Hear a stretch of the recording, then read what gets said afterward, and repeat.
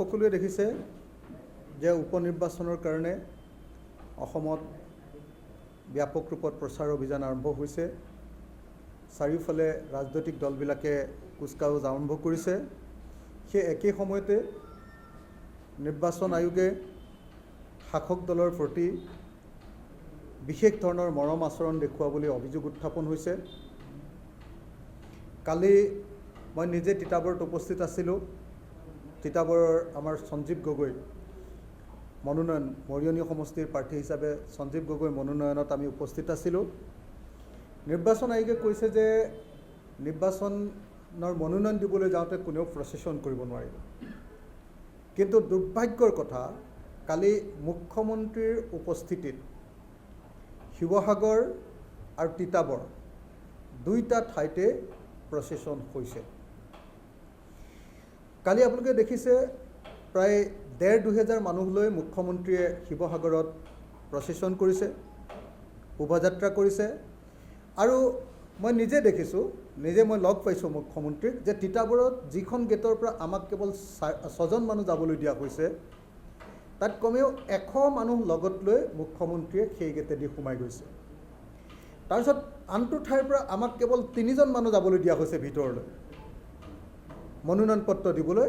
তাত মুখ্যমন্ত্ৰীয়ে কমেও ৫০জন মানুহ লৈ তিতাবৰ মহকুমাধিপতিৰ কাৰ্যালয়লৈ সোমাই গৈছে।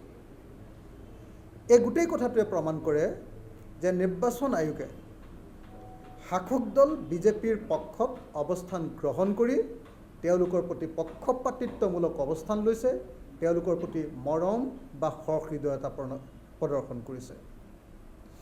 আমি নিৰ্বাচন আয়োগৰ নিৰপেক্ষতা কামনা কৰোঁ আৰু সেইকাৰণে আহ্বান জনাইছোঁ যাতে নিৰ্বাচন আয়োগে নিৰপেক্ষভাৱে তেওঁলোকৰ কাম কাজবিলাক আগবঢ়াই লৈ যায়।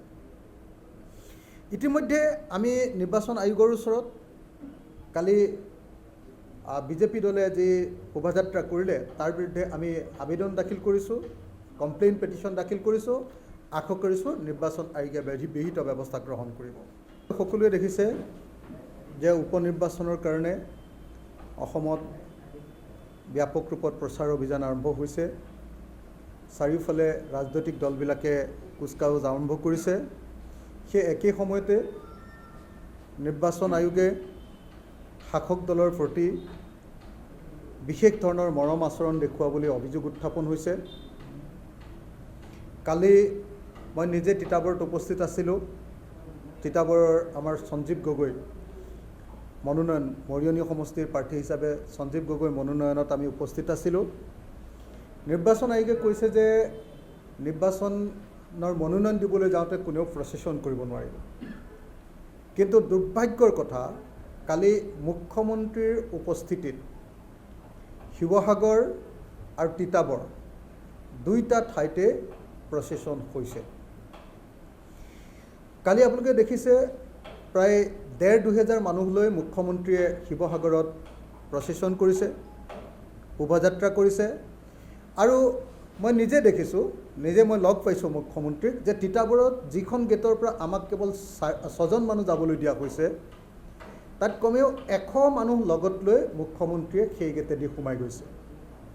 তাৰপিছত আনটো ঠাইৰ পৰা আমাক কেৱল ৩জন মানুহ যাবলৈ দিয়া হৈছে ভিতৰলৈ মনোনয়ন পত্ৰ দিবলৈ। তাত মুখ্যমন্ত্ৰীয়ে কমেও ৫০জন মানুহ লৈ তিতাবৰ মহকুমাধিপতিৰ কাৰ্যালয়লৈ সোমাই গৈছে। এই গোটেই কথাটোৱে প্ৰমাণ কৰে যে নিৰ্বাচন আয়োগে শাসক দল বিজেপিৰ পক্ষত অৱস্থান গ্ৰহণ কৰি তেওঁলোকৰ প্ৰতি পক্ষপাতিত্বমূলক অৱস্থান লৈছে, তেওঁলোকৰ প্ৰতি মৰম বা সহৃদয়তা প্ৰদৰ্শন কৰিছে। আমি নিৰ্বাচন আয়োগৰ নিৰপেক্ষতা কামনা কৰোঁ আৰু সেইকাৰণে আহ্বান জনাইছোঁ যাতে নিৰ্বাচন আয়োগে নিৰপেক্ষভাৱে তেওঁলোকৰ কাম কাজবিলাক আগবঢ়াই লৈ যায়। ইতিমধ্যে আমি নিৰ্বাচন আয়োগৰ ওচৰত কালি বিজেপি দলে যি শোভাযাত্ৰা কৰিলে তাৰ বিৰুদ্ধে আমি আবেদন দাখিল কৰিছোঁ, কমপ্লেইন পেটিশ্যন দাখিল কৰিছোঁ। আশা কৰিছোঁ নিৰ্বাচন আয়োগে বিহিত ব্যৱস্থা গ্ৰহণ কৰিব।